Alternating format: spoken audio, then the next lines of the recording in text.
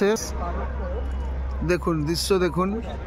এটা একবার ওই যে আকবর কিল্লার কাছের এই ঘাট।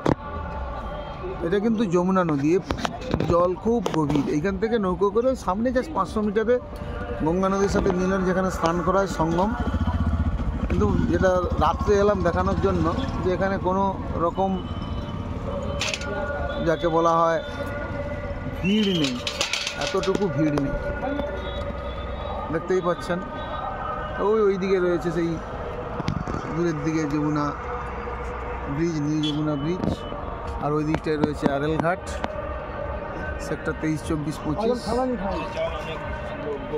গভীর জল এখানে সব থেকে মজার জিনিস, আমরা প্রয়াগরাজে আছি না কোথায় আছি কি মনে হচ্ছে হিরো?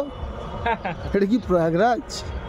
এই রিভিউটা দেওয়ার জন্যই আমি আবার ফিরে এলাম অযোধ্যা থেকে, যে মেলা শেষ, অর্থাৎ ভাঙা মেলা বলে কিছু হয় না, অর্থাৎ শাহী স্নান শেষ হয়ে যাওয়ার পর মেলার চত্বরে এলাম, যে যেখানে কোটি কোটি মানুষের ভিড়।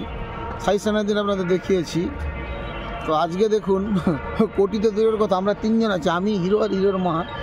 আপনাকে ডায়ে বাঁয়ে একদম অযোধ্যার ওই যে আকবর কিলা থেকে আমরা হেঁটে হেঁটে আসছি।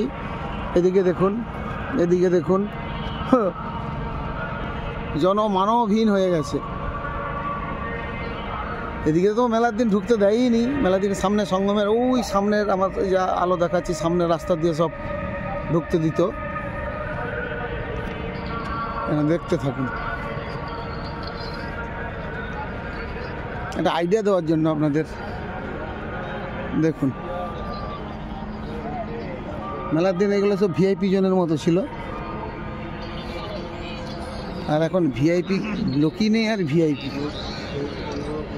সবাই ভিআইপি। এই দেখুন, এই সব জায়গায় স্নানের এই শুরু হয়ে গেছে। সঙ্গম এরিয়ার কাছে ঢুকে পড়েছি। এদিকটায় গঙ্গা নদী, এদিকটায় যমুনা নদী। ওই দেখুন স্নান করার জন্য ঘেরা রয়েছে, এইখান থেকে একদম লাইন দিয়ে স্নান করার ব্যবস্থা।